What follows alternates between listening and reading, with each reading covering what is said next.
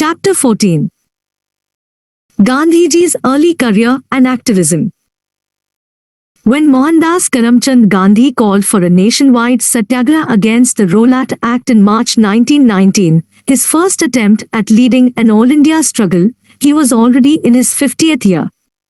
To understand the man who was about to take over the reins of the Indian national movement and guide its destinies through its most climactic years, it is necessary to begin his story at least 25 years earlier, in 1893, when as a 24-year-old barrister, he began the struggle of Indians against racial discrimination in South Africa.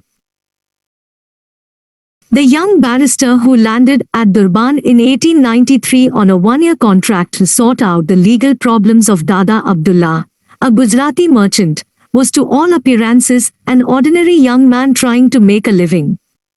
But he was the first Indian barrister, the first highly educated Indian, to have come to South Africa.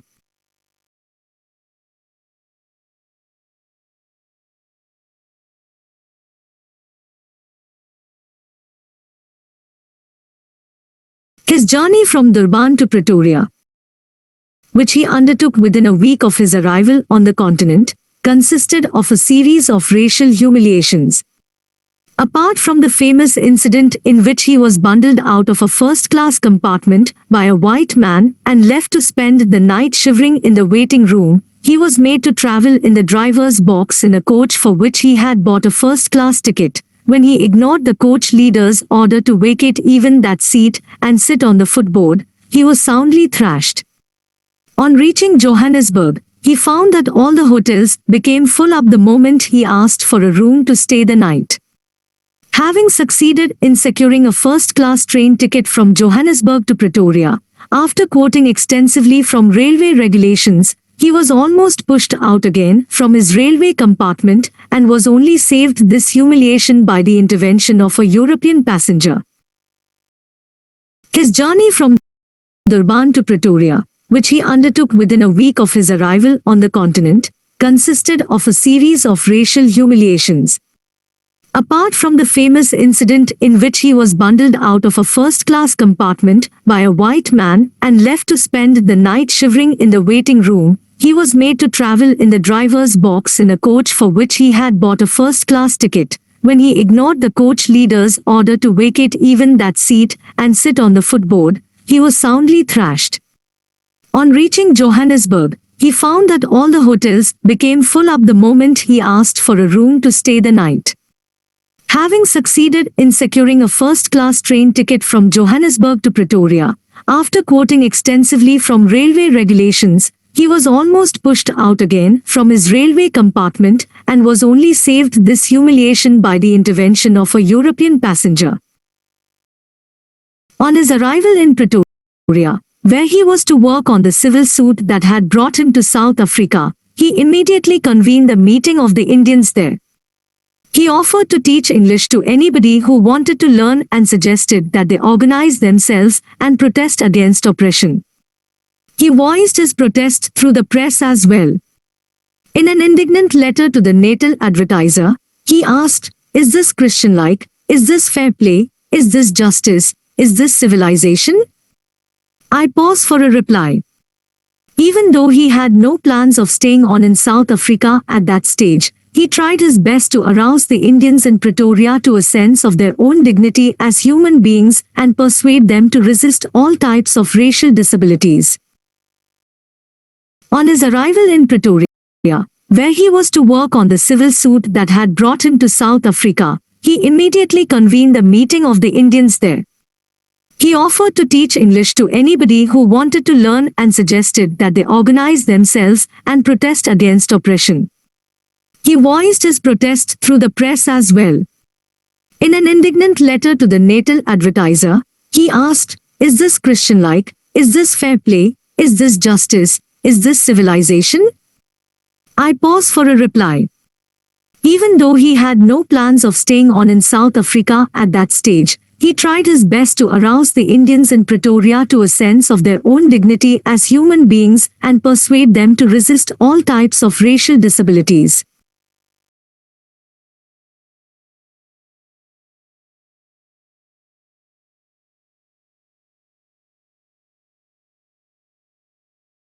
Disabilities. Having settled the lawsuit for which he had come, Gandhiji prepared to leave for India. But on the eve of his departure from Durban, he raised the issue of the bill to disenfranchise Indians, which was in the process of being passed by the natal legislature. The Indians in South Africa begged Gandhiji to stay on for a month and organize their protest, as they could not do so on their own, not knowing even enough English to draft petitions, and so on.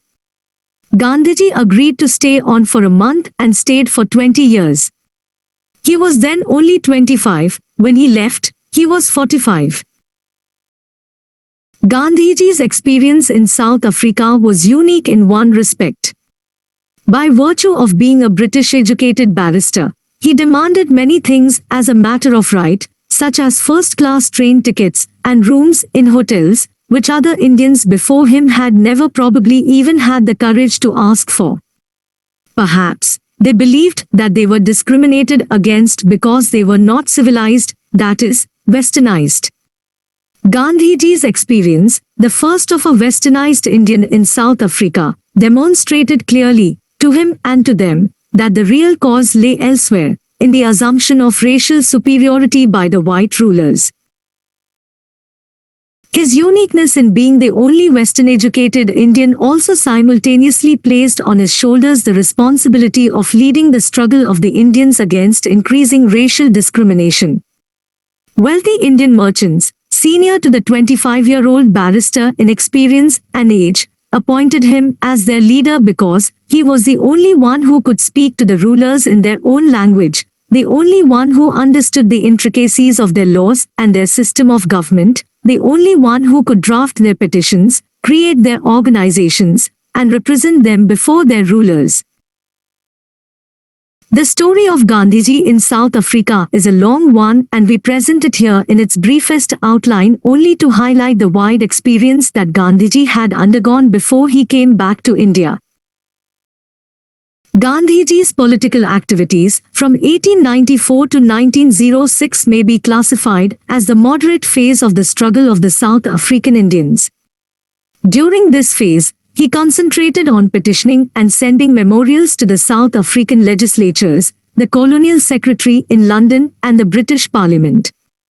He believed that if all the facts of the case were presented to the imperial government, the British sense of justice and fair play would be aroused and the imperial government would intervene on behalf of Indians who were, after all, British subjects. His attempt was to unite the different sections of Indians and to give their demands wide publicity. This he tried to do through the setting up of the Natal Indian Congress and by starting a paper called Indian Opinion. Gandhiji's abilities as an organizer, as a fundraiser, as a journalist and as a propagandist all came to the fore during this period. But, by 1906, Gandhiji, having fully tried the moderate methods of struggle, was becoming convinced that these would not lead anywhere. The second phase of the struggle in South Africa, which began in 1906, was characterized by the use of the method of passive resistance or civil disobedience, which Gandhiji named Satyagraha. It was first used when the government enacted legislation making it compulsory for Indians to take out certificates of registration which held their fingerprints. It was essential to carry these on person at all times. At a huge public meeting held on 11 September 1906, in the Empire Theatre in Johannesburg, Indians resolved that they would refuse to submit to this law and would face the consequences. The government remained adamant, and so did the Indians. Gandhiji formed the Passive Resistance Association to conduct the campaign. The last date for registration being over, the government started proceedings against Gandhiji and 26 others. The passive resistors pleaded guilty, were ordered to leave the country and, on refusing to do so, were sent to jail. Others followed, and their numbers swelled to 155. The fear of jail had disappeared, and it was popularly called King Edward's Hotel. General Smuts called Gandhiji for talks, and promised to withdraw the legislation if Indians voluntarily agreed to register themselves. Gandhiji accepted and was the first to register. But Smuts had played a trick. He ordered that the voluntary registrations be ratified under the law. The Indians under the leadership of Gandhiji retaliated by publicly burning their registration certificates. Meanwhile, the government brought in new legislation, this time to restrict Indian immigration. The campaign widened to oppose this. In August 1908, a number of prominent Indians from Natal crossed the frontier into Transvaal to defy the new immigration laws and were arrested. Other Indians from Transvaal opposed the laws by hawking without a license. Traders who had licenses refused to produce them. All of them were jailed. Gandhiji himself landed in jail in October 1908 and, along with the other Indians, was sentenced to a prison term involving hard physical labor and miserable conditions. But imprisonment failed to crush the spirit of the resistors, and the government resorted to deportation to India, especially of the poorer Indians. Merchants were pressurized by threats to their economic interests. At this stage, the movement reached an impasse. The more committed Satyagrahis continued to go in and out of jail, but the majority were showing signs of fatigue. The struggle was obviously going to be a protracted one, and the government was in no mood to relent. Gandhiji's visit to London in 1909 to meet the authorities there yielded little result. The funds for supporting the families of the Satyagrahis and for running Indian opinion were fast running out. Gandhiji's own legal practice had virtually ceased since 1906, the year he had started devoting all his attention to the struggle. At this point, Gandhiji set up Tolstoy Farm, made possible through the generosity of his German architect friend, Kallenbach, to house the families of the Satyagrahis and give them a way to sustain themselves. Tolstoy Farm was the precursor of the later Gandhian ashrams that were to play so important a role in the Indian national movement. Funds also came from India. Sir Ratan Tata sent 25,000 rupees and the Congress and the Muslim League, as well as the Nizam of Hyderabad, made their contributions. In 1911, to coincide with the coronation of King George V, an agreement was reached between the government and the Indians which, however, lasted only till the end of 1912. Meanwhile, Gokhale paid a visit to South Africa, was treated as a guest of the government, and was made a promise that all discriminatory laws against Indians would be removed. The promise was never kept, and Satyagraha was resumed in 1913. This time the movement was widened further to include resistance to the poll tax of £3 that was imposed on all ex-indentured Indians. The inclusion of the demand for the abolition of this tax, a particularly heavy charge on poor labourers whose wages hardly averaged 10 shillings a month, immediately drew the indentured and ex-indentured labourers into the struggle, and Satyagraha could now take on a truly mass character. Further fuel was added to the already raging fire by a judgment of the Supreme Court, which invalidated all marriages not conducted according to Christian rites and registered by the Registrar of Marriages. By implication, Hindu, Muslim and Parsi marriages were illegal and the children born through these marriages illegitimate. The Indians treated this judgment as an insult to the honor of their women, and many women were drawn into the movement because of this indignity. Gandhiji decided that the time had now come for the final struggle into which all the resistors' resources should be channeled. The campaign was launched by the illegal crossing of the border by a group of 16 Satyagrahis, including Kasturba, Gandhiji's wife, who marched from Phoenix settlement in Natal to Transvaal, and were immediately arrested. A group of 11 women then marched from Tolstoy Farm in Transvaal and crossed the border into Natal without a permit, and reached Newcastle, a mining town. Here, they talked to the Indian mine workers, mostly Tamils, and before being arrested persuaded them to go on strike. Gandhiji reached Newcastle and took charge of the agitation. The employers retaliated by cutting off water and electricity to the workers' quarters, thus forcing them to leave their homes. Gandhiji decided to march this army of over 2,000 men, women and children over the border and thus see them lodged in Transvaal jails. During the course of the march, Gandhiji was arrested twice, released, arrested a third time and sent to jail. The morale of the workers, however, was very high and they continued the march till they were put into trains and sent back to Natal, where they were prosecuted and sent to jail. The treatment that was meted out to these brave men and women in jail included starvation and whipping, and being forced to work in the mines by mounted military police. Gandhiji himself was made to dig stones and sweep the compound. He was kept in a dark cell and taken to court handcuffed and manacled. The government's action inflamed the entire Indian community. Workers on the plantations and the mines went on a lightning strike. Gokhale toured the whole of India to arouse Indian public opinion, and even the Viceroy, Lord Hardinge, condemned the repression as one that would not be tolerated by any country that calls itself civilized and called for an impartial inquiry into the charges of atrocities. The use of brutal force on unarmed and peaceful men and women aroused widespread indignation and condemnation. Eventually, through a series of negotiations involving Gandhiji, the Viceroy, Lord Hardinge, C.F. Andrews, and General Smuts, an agreement was reached by which the government of South Africa conceded the major Indian demands relating to the poll tax, the registration certificates, and marriages solemnized according to Indian rites, and promised to treat the question of Indian immigration in a sympathetic manner. Non-violent civil disobedience had succeeded in forcing the opponents to the negotiating table and conceding the substance of the demands put forward by the movement. The blueprint for the Gandhian method of struggle had been evolved and Gandhiji started back for his native land. The South African experiment was now to be tried on a much wider scale on the Indian subcontinent. In other respects, too, the South African experiment prepared Gandhiji for leadership of the Indian national struggle.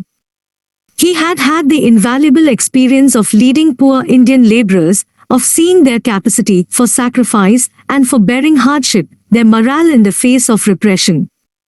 South Africa built up his faith in the capacity of the Indian masses to participate in and sacrifice for a cause that moved them.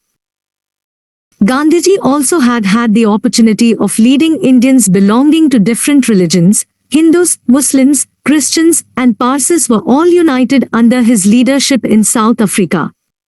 They also came from different regions, being mainly Gujaratis and Tamils. They belonged to different social classes, rich merchants combined with poor indentured laborers. Women came along with the men. Another aspect of the South African experience also stood Gandhiji in good stead. He learnt, the hardest way, that leadership involves facing the ire not only of the enemy but also of one's followers. There were two occasions on which Gandhiji was faced with a serious threat to his life. Once, when a white mob chased him down a street in Durban in 1896 and surrounded the house where he was staying, asking for his blood, he had to be whisked out in disguise. The second, when an Indian, a Pathan, who was angry with him because of an agreement he had reached with the government, assaulted him on the street. Gandhiji learnt that leaders often have to take hard decisions that are unpopular with enthusiastic followers. South Africa, then, provided Gandhiji with an opportunity for evolving his own style of politics and leadership, for trying out new techniques of struggle, on a limited scale, untrammeled by the opposition of contending political currents. In South Africa, he had already taken the movement from its moderate phase into its Gandhian phase.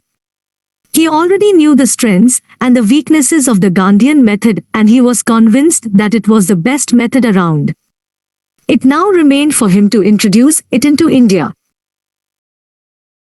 Gandhiji returned to India in January 1915 and was warmly welcomed. His work in South Africa was well known, not only to educated Indians, but, as he discovered on his visit to the Kumbh Mela at Haridwar, even to the masses who flocked to him for his darshan. Gokhale had already hailed him as being without doubt made of the stuff of which heroes and martyrs are made. The veteran Indian leader noticed in Gandhiji an even more important quality. He has in him the marvelous spiritual power to turn ordinary men around him into heroes and martyrs. On Gokhale's advice, and in keeping with his own style of never intervening in a situation without first studying it with great care, Gandhiji decided that for the first year he would not take a public stand on any political issue. He spent the year traveling around the country, seeing things for himself, and in organizing his ashram in Ahmedabad, where he and his devoted band of followers who had come with him from South Africa would lead a community life. The next year as well, he continued to maintain his distance from political affairs, including the Home Rule movement that was gathering momentum at this time. His own political understanding did not coincide with any of the political currents that were active in India then. His faith in moderate methods was long eroded, nor did he agree with the Home Rulers that the best time to agitate for Home Rule was when the British were in difficulty because of the First World War. Further, he was deeply convinced that none of these methods of political struggle were really viable.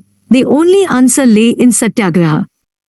His reasons for not joining the existing political organizations are best explained in his own words. At my time of life, and with views firmly formed on several matters, I could only join an organization to affect its policy and not be affected by it. This does not mean that I would not now have an open mind to receive new light. I simply wish to emphasize the fact that the new light will have to be specially dazzling in order to entrance me.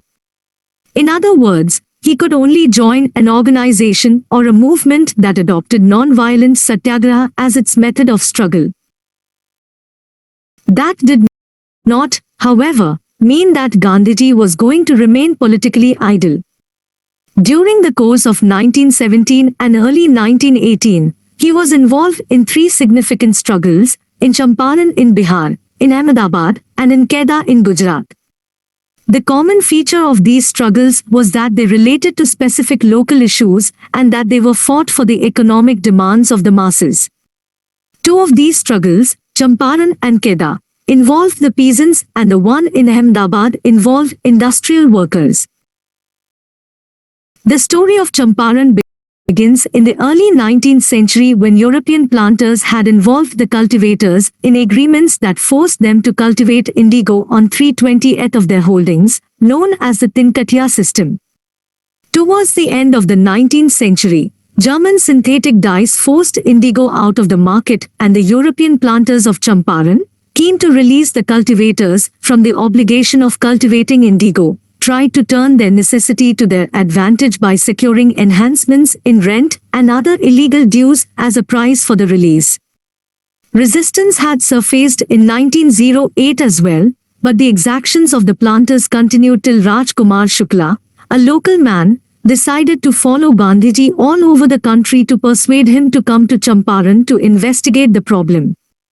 Rajkumar Shukla's decision to get Gandhiji to Champaran is indicative of the image he had acquired as one who fought for the rights of the exploited and the poor.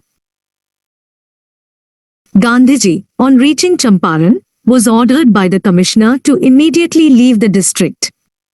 But to the surprise of all concerned, Gandhiji refused and preferred to take the punishment for his defiance of the law. This was unusual, for even Tilak and Annie Besant, when externed from a particular province, obeyed the orders even though they organized public protests against them. To offer passive resistance or civil disobedience to an unjust order was indeed novel. The government of India, not willing to make an issue of it and not yet used to treating Gandhiji as a rebel, ordered the local government to retreat and allow Gandhiji to proceed with his enquiry. A victorious Gandhiji embarked on his investigation of the peasants' grievances. Here, too, his method was striking.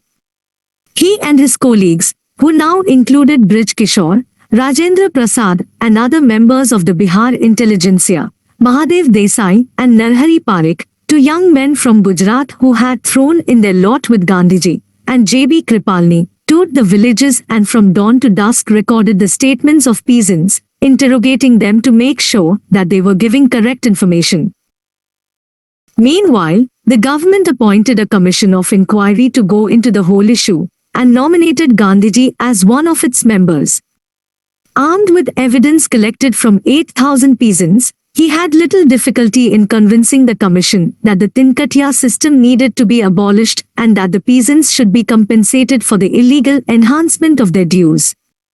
As a compromise with the planters, he agreed that they refund only 25% of the money they had taken illegally from the peasants. Answering critics who asked why he did not ask for a full refund, Gandhiji explained that even this refund had done enough damage to the planters' prestige and position. As was often the case, Gandhiji's assessment was correct and, within a decade, the planters left the district altogether. Gandhiji then turned his attention to the workers of Ahmedabad. A dispute was brewing between them and the mill owners over the question of a plague bonus the employers wanted to withdraw once the epidemic had passed, but the workers insisted it stay, since the enhancement hardly compensated for the rise in the cost of living during the war. The British collector, who feared a showdown, asked Gandhiji to bring pressure on the mill owners and work out a compromise. Ambalal Sarabhai, one of the leading mill owners of the town, was a friend of Gandhiji and had just saved the Sabarmati ashram from extinction by a generous donation. Gandhiji persuaded the mill owners and the workers to agree to arbitration by a tribunal, but the mill owners, taking advantage of a stray strike, withdrew from the agreement. They offered a 20% bonus and threatened to dismiss those who did not accept it. The breach of agreement was treated by Gandhiji as a very serious affair, and he advised the workers to go on strike.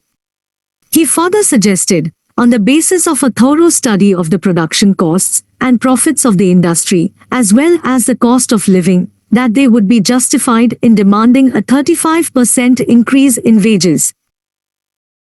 The strike began, and Gandhiji addressed the workers every day on the banks of the Sabarmati River. He brought out a daily news bulletin and insisted that no violence be used against employers or blacklegs.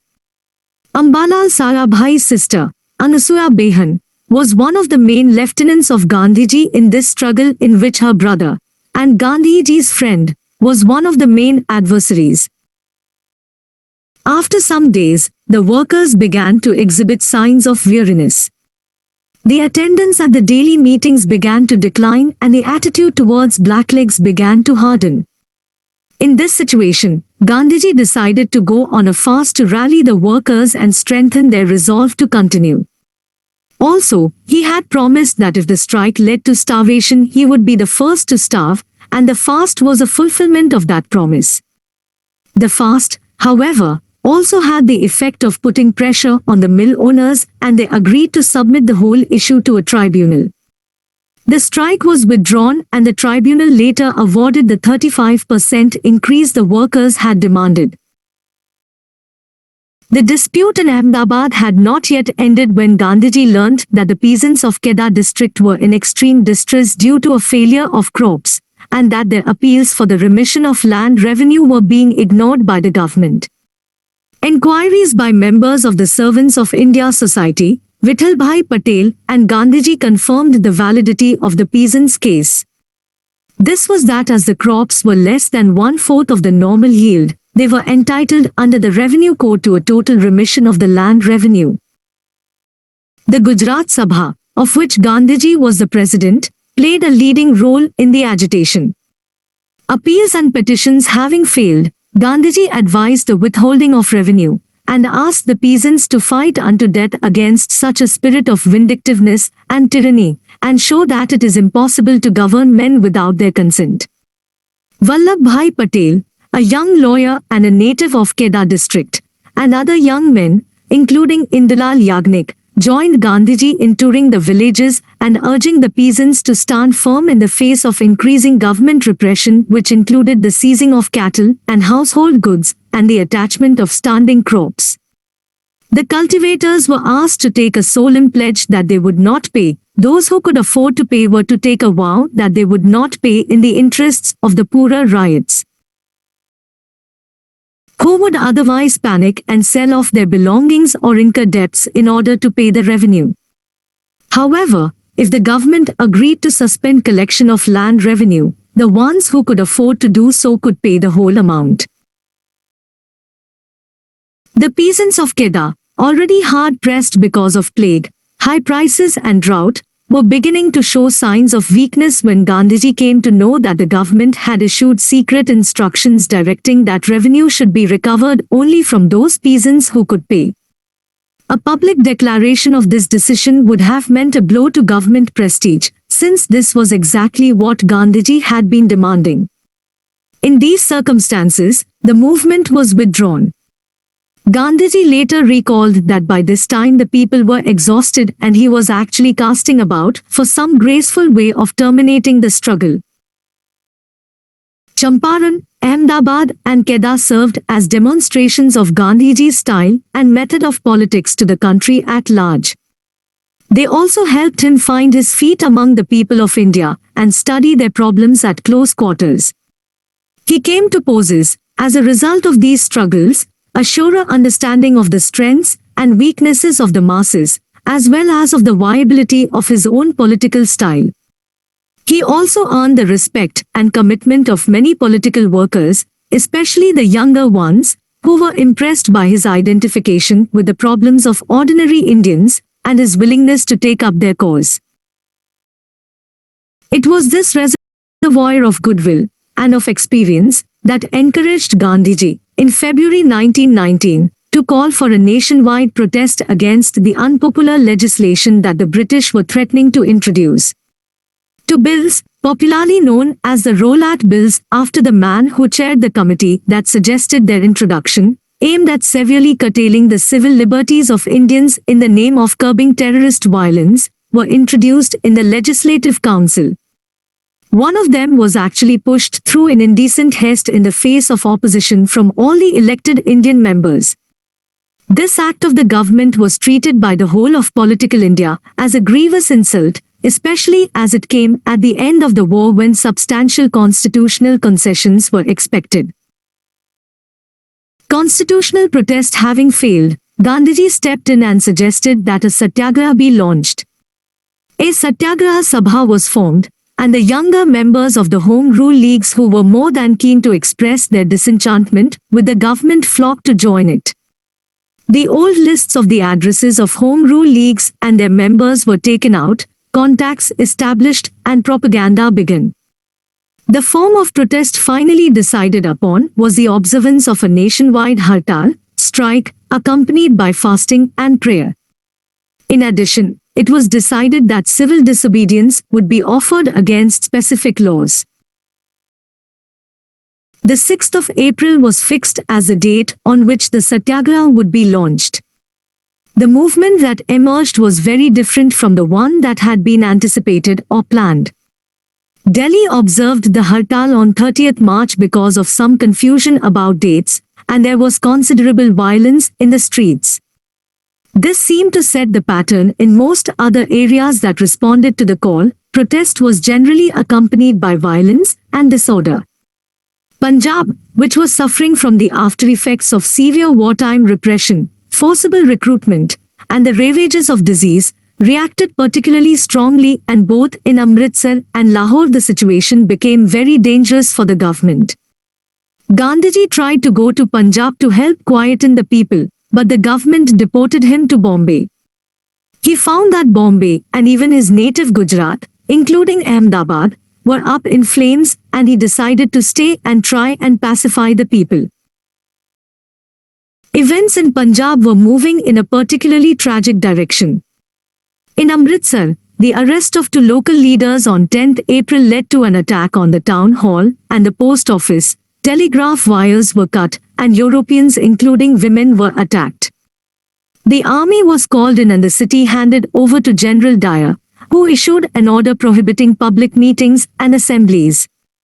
On 13th April, Baisakhi Day, a large crowd of people, many of whom were visitors from neighboring villages who had come to the town to attend the Baisakhi Celebrations collected in the Jallianwala Bagh to attend a public meeting.